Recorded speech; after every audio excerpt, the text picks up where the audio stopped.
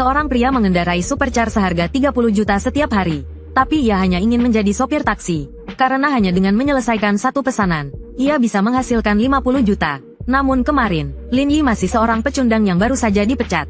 Ia baru saja akan mengeluh kepada pacarnya. Tapi di telepon, pacarnya malah memutuskan hubungan. Tepat ketika Lin Yi berpikir ia akan kehilangan segalanya, sebuah titik balik terjadi. Selamat datang di sistem pengalaman semua profesi. Saya pelayan Anda, Ling Wei. Anda dapat memilih profesi baru secara acak setiap minggu. Selama Anda menyelesaikan tugas, Anda akan mendapatkan hadiah. Tanpa ragu, Lin Yi memilih konfirmasi. Selamat kepada tuan rumah yang telah terdaftar sebagai sopir baba, memperoleh uang tunai 10 juta, dan hak pengendali Hotel Peninsula, serta bonus supercar Pagani. Sistem menyerahkan kunci. Lin Yi segera menerima pesan.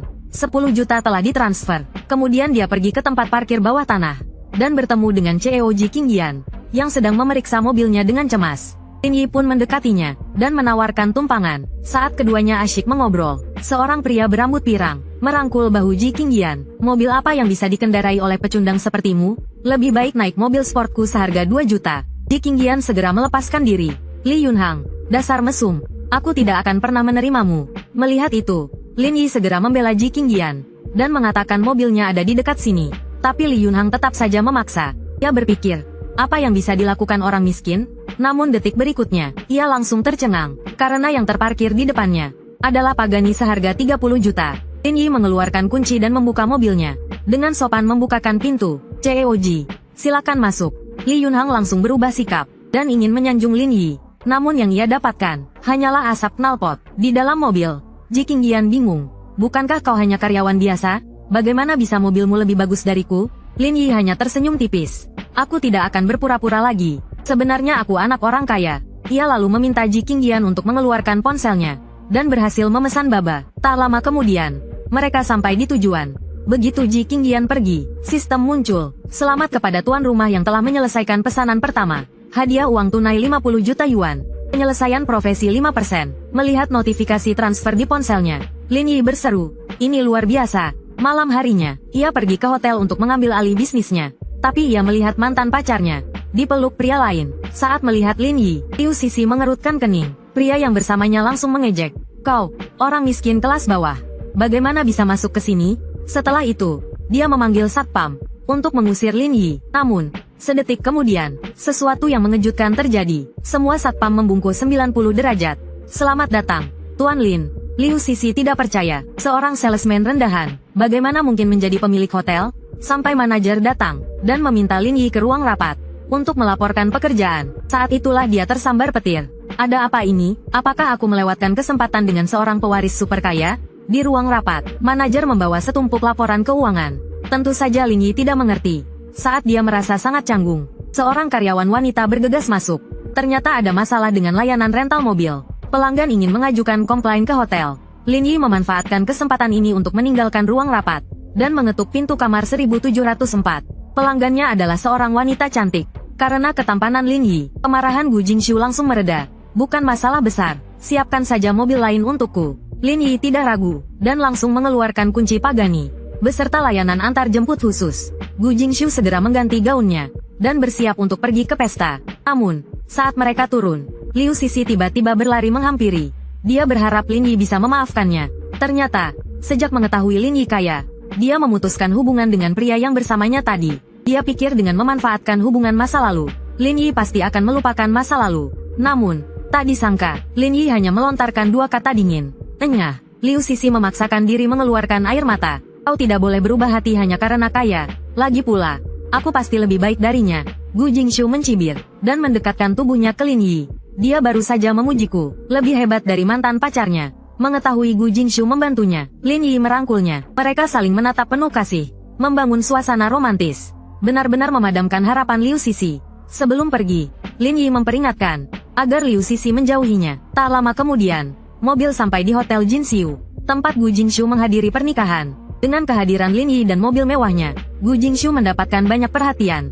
Setelah itu, Lin Yi kembali ke kontrakannya, dan membayar sewa yang tertunggak 2 kali lipat. Ia kembali ke Peninsula Hotel, mulai belajar menikmati hidup. Namun, detik berikutnya, Lin Yi menerima pesanan dari Ji Qingyan. Dia segera tiba di depan Biro Konstruksi dan Perumahan.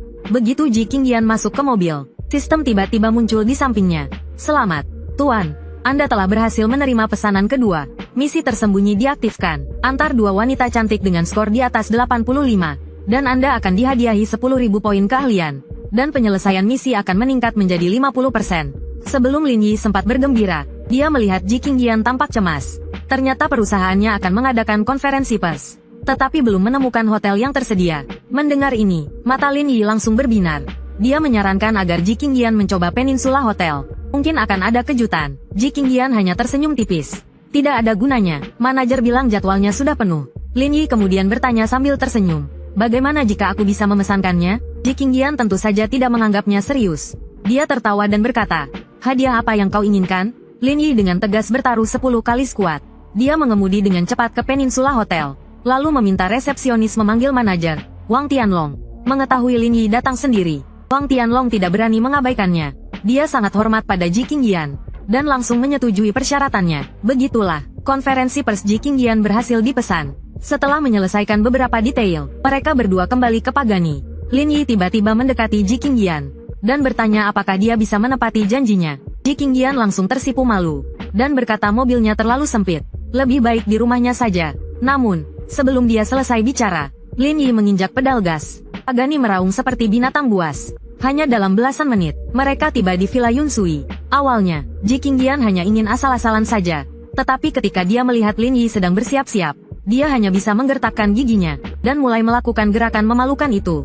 Siapa sangka, setelah skuad pertama, ayahnya tiba-tiba membuka pintu, dan melihat apa yang terjadi. Saat itu, ketiganya membeku di tempat. Ji Qingyan adalah yang pertama memecah keheningan, dan bertanya kepada ayahnya mengapa dia kembali. Ayahnya langsung terdiam. Kalau aku tidak di rumah, apa aku harus bersembunyi di bawah mobil? Ji Qingyan buru-buru menjelaskan bahwa Lin Yi hanyalah instruktur yoganya. Tetapi Ji Antai menyadari ada sesuatu yang tidak beres. Instruktur yoga mana yang langsung turun tangan? Mereka biasanya hanya duduk dengan tenang. Sebelum Ji Qingyan bisa menjelaskan lebih lanjut, ayahnya duduk di sebelah Lin Yi dengan wajah muram. Dengan sikap seorang mertua, ia menginterogasi Lin Yi. Saat mengetahui Lin Yi adalah supir taksi online, Ji Antai melotot dan hampir pingsan karena marah. Tapi saat mendengar Lin Yi mengendarai Pagani, ekspresinya langsung berubah. Ia memuji Lin Yi, dan mengatakan bahwa menggunakan mobil sport untuk menjadi supir taksi online menunjukkan kepribadian yang membumi. Ia merasa tenang mempercayakan putrinya kepada Lin Yi. Ia kemudian mengundang Lin Yi untuk menghadiri ulang tahun kakeknya yang ke-80. Setelah itu, ia berbalik dan pergi, memberi mereka berdua ruang untuk sendiri. Menyadari ayahnya salah paham tentang hubungan mereka, Ji Qingyan ingin menjelaskan, tapi tiba-tiba, Lin Yi mendekatinya, karena sudah terjadi salah paham. Mengapa tidak melanjutkannya? Wajah Ji Qingyan memerah. Ia mengira Lin Yi akan menciumnya. Jadi ia segera mendorongnya. Tanpa disangka, Lin Yi justru serius. Dan hanya ingin mengajarkan gerakan yoga. Sebelum suasana semakin hangat, ponselnya tiba-tiba menerima pesan. Ternyata itu dari mantan rekan kerjanya, yang ingin mengadakan pesta perpisahan untuknya di Yipinju. Lin Yi tidak menolak, dan memberitahu Ji Qingyan bahwa sisa latihan skuad akan dilanjutkan lain kali. Ia kemudian bergegas menuju tempat pesta. Tapi saat tiba di Yipinju, ia menyadari ada yang tidak beres. Kebanyakan rekan kerjanya hanya berpura-pura sedih, padahal diam-diam mengejeknya karena tidak pandai bergaul. Huang Youwei dengan bangga berkata, selalu menjadi yang terbaik dalam penjualan, tapi tetap dipecat. Ia lalu bersulang dengan Wang Dong, dan sengaja menyebutkan tentang promosi jabatannya yang akan datang. Mendengar itu, wajah Lin Yi menjadi dingin. Rasanya ini bukan pesta perpisahan untukku, tapi kalian sedang pamer. Wang Dong langsung berdiri dan mengejek. Lebih baik kau pulang ke desa, atau, rumahku masih butuh penjaga pintu. Lin Yi mengatakan tidak perlu repot-repot. Ia sedang menjadi supir taksi online. Sebelum rekan kerjanya kembali menghinanya, mereka diinterupsi oleh pelayan yang bertanya, Pagani di bawah milik siapa? Mendengar tentang mobil mewah itu, semua rekan kerjanya langsung melihat ke jendela untuk mengaguminya. Lin Yi dengan tenang bertanya ada apa? Wang Dong langsung mencibir, mobil mewah itu tidak ada hubungannya denganmu. Tapi detik berikutnya, Lin Yi mengeluarkan kunci Pagani. Orang-orang yang tadinya sombong langsung tercengang. Sikap mereka pun berubah menjadi hati-hati. Lin Yi tentu saja tidak peduli dengan mereka. Ia hanya menawarkan untuk mengantar Wang Ying pulang. Karena sebelumnya, hanya Wang Ying yang membelanya. Tanpa disangka, Wang Dong justru tidak tahu malu, dan menarik Lin Yi untuk meminta maaf. Lin Yi mencibir dan berkata, sekumpulan sampah berpandangan pendek. Setelah itu, ia mengendarai mobilnya dan pergi dari hotel bersama Wang Ying. Karena ini pertama kalinya naik mobil sport mewah, Wang Ying sangat bersemangat sepanjang jalan. Percakapan mereka berdua pun cair. Lin Yi memanfaatkan kesempatan ini untuk membuatnya memesan Papa Express. Setelah pemindaian, sistem hanya memberikan skor 84. Lin Yi agak bingung, karena penampilan Ying Jie secara keseluruhan tidak buruk. Seharusnya skornya tidak berhenti di situ. Maka dia bertanya kepada Wang Ying, bagaimana cara meningkatkan pesona wanita. Ying Jie langsung mengerti, dan segera mengeluarkan stocking Balenciaga dari tasnya. Lalu perlahan memakainya. Sistem kemudian melakukan pemindaian kedua. Benar saja, kali ini akhirnya mencapai nilai minimum. Selamat, tuan rumah telah menyelesaikan misi tersembunyi.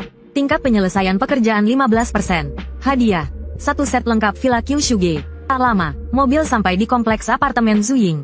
Wang Ying bertanya kepada Lin Yi sambil tersenyum. Mau mampir, aku sendirian di rumah hari ini.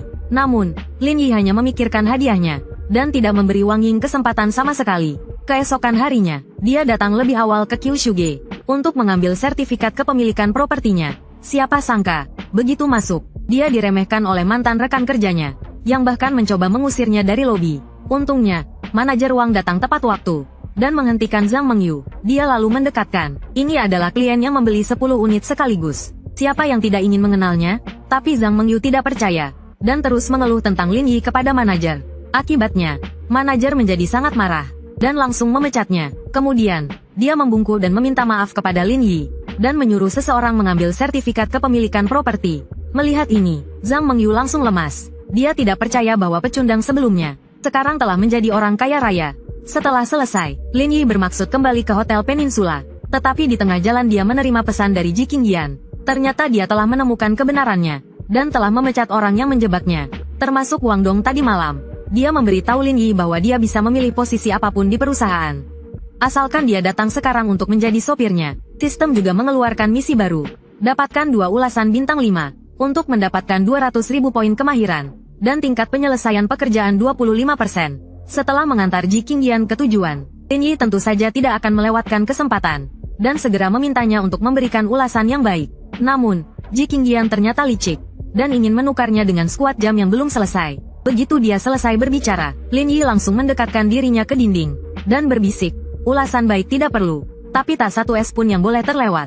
Setelah berkata demikian, ia membantu Ji Qingyan melepaskan sabuk pengamannya, memberinya tatapan penuh arti, membuat wajah Ji Qingyan memerah saat keluar dari mobil. Namun, adegan ini kebetulan dilihat oleh Wang Ying. Ketiganya saling berpandangan terkait dengan orang yang dipecat. Wang Ying langsung mengerti, meskipun Ji Qingyan mengatakan tidak akan memberi, tapi setelah mereka berdua masuk ke perusahaan, Lin Yi tetap mendapatkan ulasan bagus. Pada saat itu juga, ponselnya menerima pesanan baru. Pelanggan mengatakan, hanya jika Lin Yi setuju untuk berpura-pura menjadi pacarnya, ia akan memberikan ulasan bintang 5. Ulasan bagus. Hal baik seperti ini, siapapun mungkin tidak akan menolaknya. Tak lama kemudian, Lin Yi tiba di Tianyi Jiayuan. Setelah mengetuk pintu, ia menyapa dengan antusias. Melihat kecantikan yang luar biasa ini, jantung Xia Xinyu berdebar kencang. Akhirnya, ibunya tersadar, dan mengundang Lin Yi masuk. Ayah Xia langsung bertanya tentang pekerjaan Lin Yi, tapi saat mendengar ia seorang sopir taksi online, ekspresi kedua orang tua itu langsung berubah. Xia Xinyu buru-buru menjelaskan bahwa menjadi sopir taksi online sekarang sangat menguntungkan. Ia berencana menabung cukup uang untuk memulai bisnis. Namun, ayah Xia tidak percaya. 9 dari 10 bisnis rintisan gagal. Apakah kamu ingin menjadi janda begitu cepat? Xia Xinyu hanya bisa mengalihkan topik. Bukankah kalian akan pergi ke reuni? Sekarang sudah hampir waktunya. Aku akan memintanya mengantar kalian. Lin Yi menggaruk kepalanya dengan canggung. Mobilku hanya muat untuk 2 orang. Paman dan bibi harus memanggil mobil lain. Mendengar ini, ketiganya mengira ia mengendarai sepeda motor.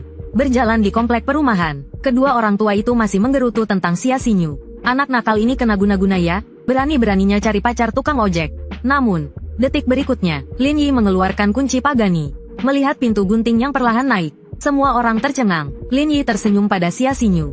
Masuklah. Sikap kedua orang tua itu langsung berubah, dan ingin segera memasukkan putri mereka ke dalam mobil. Di dalam mobil, Xia Xinyu memberitahu Lin Yi bahwa ia akan pergi ke Times Square, dan sebenarnya ia adalah seorang streamer, dan ingin melakukan siaran langsung sebentar di dalam mobil. Lin Yi tersenyum tipis. Tidak masalah, beri aku ulasan bintang 5 setelahnya. Xia Xinyu segera memulai siaran langsungnya. Kalian tebak aku di mana? Penggemar sejati. Penggemar sejati. Wow, Pagani. Xiao Yuyu, pasti untuk meningkatkan popularitas. Penggemar sejati, mobil sewaan sendiri, ikan kecil. Xia Xinyu tertawa terbahak-bahak. Jangan bicara sembarangan, ya. Ini taksi online orang. Tak lama kemudian, mobil sampai di Times Square. Setelah Xia Xinyu turun, dia memberikan rating bintang 5 sesuai perjanjian. Sistem langsung muncul. Selamat, Tuan. Misi rating selesai. Hadiah, sirkuit internasional Zonghai, dan keahlian mengemudi tingkat master. Xia Xinyu belum pergi jauh. Ketika Lin Yi memanggilnya lagi. Apakah kamu familiar dengan tempat ini? Aku ingin ganti ponsel. Mereka sampai di toko ponsel PR. Lin Yi memilih satu ponsel secara acak. Saat dia akan meminta pelayan untuk membungkusnya, Xia Xinyu menghentikannya. Apakah kamu mau membelinya online? Bisa lebih murah. Namun, Lin Yi tidak peduli. Tiba-tiba, pelayan bertanya, mau pilih casing ponsel juga? Kalau rusak, sayangkan. Lin Yi tersenyum dan menggelengkan kepalanya. Aku tidak terlalu suka pakai casing. Tapi, kamu benar juga. Pelayan langsung membawa casing ponsel dan memintanya memilih. Lin Yi mengacungkan 5 jari. Maksudku, kalau lecet atau rusak, langsung ganti baru saja. Beri aku 5 untuk setiap warna. Sekalian, 1 MBC lagi. Bungkus semuanya. Xia Xinyu langsung tercengang. Ini terlalu sultan. Sementara itu, jumlah penonton live stream mencapai 5 juta. Jam berapa siarannya? Pamer kekayaan adalah raja konten video pendek. Setelah keluar dari toko, Xia Xinyu bertanya pada Lin Yi, masih mau beli apa lagi? Lin Yi tersenyum tipis, dan melihat ke toko jam tangan di samping. Jam tangan langka, hanya ada 6 di dunia. Pria itu dengan santainya minta 10. Hanya karena dia secara tak terduga membangkitkan sistem semua profesi. Tidak hanya mendapat hadiah mobil sport senilai 30 juta, rumah deret senilai ratusan juta. Asalkan dia menyelesaikan misi antar jemput wanita cantik, dia juga bisa dengan mudah menghasilkan 50 juta. Barusan, Lin Yi membawa streamer Xia Xinyu masuk ke toko jam tangan Jiang Xidan. Tapi, pelayan wanita itu tidak hanya tidak menyambut mereka, malah berbicara dengan nada sinis. Toko kami hanya untuk orang super kaya. Mana mungkin streamer kecil mampu membelinya? Saat Xia Xinyu melihat harga jam tangan melalui lemari kaca, dia langsung terkejut, karena harga satu jam tangan ini bisa untuk uang muka rumah, dan meminta pelayan untuk menunjukkannya. Tak disangka, pelayan itu langsung bilang, harus bayar dulu baru boleh melihat. Saat mereka sedang bersih tegang, seorang pria kaya masuk. Pelayan itu segera berlari kecil. Pak Lin, ada yang bisa dibantu? Sebelum pria kaya itu sempat bicara, gadis di sampingnya tiba-tiba berseru, sayang, lihat, jam tangan ini bagus sekali. Pelayan itu segera mengambil jam tangan itu, dan terus memuji selera gadis itu. Perbedaan sikapnya sungguh memalukan, sungguh membuat orang speechless. Di ruang siaran langsung, mulai ada yang berkomentar, streamer, jangan malu-maluin, cepat pergi. Lin Yi benar-benar marah, pilih kalimat selanjutnya. Mata anjing melihat orang rendah. Ia pun keluar dari Jiang Xidan, masuk ke toko Patek Philippe di seberang. Tuan, Nyonya, ada yang bisa dibantu? Ternyata keduanya tidak mengerti jam tangan. Akhirnya mereka harus mengandalkan ruang siaran langsung. Semua komentar di ruang siaran langsung menyarankan Lin Yi untuk membeli edisi peringatan 175 tahun. Xia Xinyu mengira Lin Yi akan marah, tapi tak disangka, ia langsung mengeluarkan kartu hitamnya dan meminta pelayan untuk membungkus 10 buah. Setelah tenang, pelayan itu mengatakan bahwa tidak ada stok, karena jam tangan ini hanya ada 6 buah di seluruh dunia. Nantinya akan diantarkan langsung kepadanya. Kejadian ini segera menjadi sensasi. Pelayan wanita di Jiang Xidan juga ikut berlari keluar saat melihat pembelinya adalah Lin Yi. Wajahnya lebih buruk daripada makan tai. Namun, dia masih dengan muka tebal mendekatinya. Tuan, lihat-lihat lagi di toko saya. Lin Yi tersenyum dingin. Orang miskin seperti saya tidak memenuhi standar pelayananmu. Pelayan wanita itu langsung putus asa. Buk, ia berlutut di lantai dan menamparkan pipinya sendiri dengan keras. Berapa banyak komisi yang hilang darinya? Kemudian, Lin Yi langsung memberikan sebuah ponsel sebagai ucapan terima kasih kepada Xia Xinyu karena telah menemaninya berbelanja. Setelah melakukan semua ini, Lin Yi pergi ke sirkuit internasional Zonghai. Resepsionis mengatakan kepadanya bahwa hari ini ada tamu VIP dan tidak dibuka untuk umum. Lin Yi sedikit bingung dan meminta mereka memanggil manajer. Gadis itu hendak menelepon ketika Qin Han, yang telah memesan tempat itu, masuk. Ada apa? Bukankah sudah kubilang hari ini dikosongkan? Saat resepsionis menjelaskan kepada Qin Han, Lin Yi sudah sampai di kantor di lantai 2. Manajer Zhou Haitao segera berdiri. Xiao Zhao, cepat ambilkan minum untuk Pak Lin kita. Xiao Zhao bingung. Pak Lin kita, Zhou Haitao menjelaskan sambil tersenyum. Sirkuit ini telah dibeli oleh Pak Lin. Mulai sekarang, beliau adalah bosnya. Lalu ia meletakkan buku rekening perusahaan di atas meja. Namun, Lin Yi malas melihatnya, dan langsung memintanya untuk menemaninya berkeliling. Sesampainya di sirkuit, Zhou Haitao bertanya apakah ia ingin mencobanya. Lin Yi mengangguk, suruh seseorang bawakan mobilku ke sini. Saat itu, Qin Han baru saja menyelesaikan satu putaran, dan dengan marah berlari ke arah mereka. Zhou gendut, apa yang kau lakukan? Berani sekali kau membawa orang masuk? Zhou Haitao terlihat malu, dan menjelaskan identitas Lin Yi yang sebenarnya. Semua orang terkejut, dan terdiam selama 2,5 detik. Lin Yi berkata dengan tenang. Kosongkan tempat ini. Ganti rugi siapapun yang sudah memesan tempat ini. Qin Han dengan bijaksana menawarkan sebatang rokok. Bagaimana kalau kita balapan satu putaran? Pemenangnya bisa terus main di sini. Tentu saja Lin Yi tidak menolak. Qin Han segera melihat ke kiri dan ke kanan. Menanyakan di mana mobilnya. Dengan suara deru mesin, sebuah Pagani melaju dari kejauhan. Apa, kau pikir aku menggertakmu dengan mobil ini? Qin Han tertawa dingin. Aku menghabiskan lebih dari 3 juta untuk modifikasi mobilku. Performanya tidak kalah darimu. Balapan segera dimulai. Setelah aba-aba dari wasit cantik, kedua mobil sport itu melesat bersamaan. Saat tiba di tikungan, Qin Han mulai mengurangi kecepatan. Tapi Lin Yi tidak hanya tidak mengurangi kecepatan, malah terus menambah kecepatan. Semua orang tercengang. Astaga, orang ini pasti gila. Namun, Lin Yi dengan mudah melewati tikungan dan memenangkan perlombaan. Qin Han mengaku kalah. Dia keluar dari mobil dan membungkuk hormat kepada Lin Yi. Tapi dia tidak tahu bahwa alasan Lin Yi bisa menang adalah berkat keterampilan mengemudi tingkat master yang diberikan oleh sistem. Hari ini aku bertemu seorang master. Beri aku nomor kontakmu. Aku ingin ikut denganmu. Lin Yi baru saja mengeluarkan ponselnya.